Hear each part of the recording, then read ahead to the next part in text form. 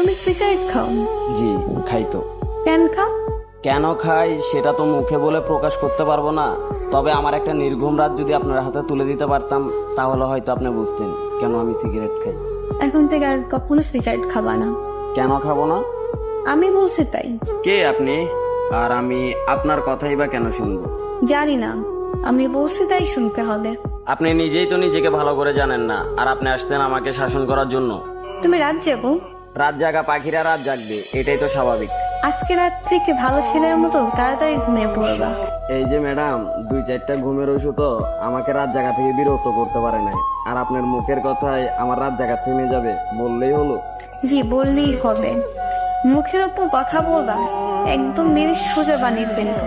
আপনার কথা শুনে মনে হলো আমি একটা খেলার পুতুল, যেরকম নাচাবেন সেরকমই নাচবো।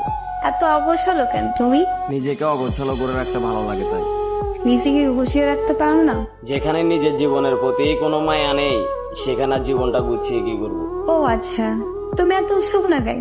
খাওয়া দাওয়া ঠিক মতো করো না? পরিবারের জন্য মাথা ভর্তি টেনশন, প্রিয় মানুষের দেওয়া আঘাত।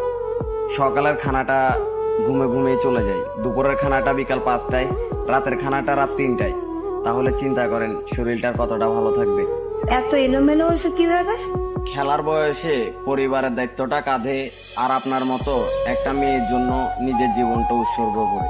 ও আচ্ছা, মানুষটা ভুল ছিল তাই ঠকে গেছো? আমি ঠকিনি, আমাকে ইচ্ছা করে ঠকানো হয়েছে। কিন্তু এরকম ভাবে জীবনে চলে না। কাল থেকে সকাল তাড়াতাড়ি উঠতে হয়, খাবার পরে দুপুরের নামাজ পড়া, বাসায় এসে গোসল করবা, দুপুরের খাবার খাবা, আর রাতের খাবার 10টার ভিতর খেয়ে নিবা। 12টা অব্দি আমার সাথে কথা বলবা, তারপর 1 মিনিটও জেগে থাকবা না, বুঝতে পারছো?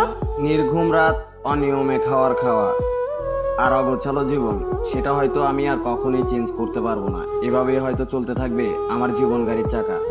আর আপনি যদি মনে করেন যে আপনি এরকম নির্দেশনা দিয়ে আমার মনে জায়গা করে নেবেন তাহলে ভুল ভাবতেছেন, কারণ আমার মন দিল বলতে কিছুই নেই। তুমি তো দেখি অনেক কথা বল, যা বলবো ওইটা করবা। করবা মানে করবাই, না বললে মার তো খাও নাই আমার হাতে, একদম সোজা করে ফেলবো। কাল থেকে আমার রুটিন শুরু তোমার লাইফে, মনে থাকো যেন। রুটিন শুরু করতে গিয়ে ব্লক লিস্টে পড়ে যান কিনা সেটা তো সঠিকভাবে বলতে পারতেছি না, কিন্তু ব্লক লিস্টে পড়ে গেলে সেটার জন্য আমি দায়ী নই।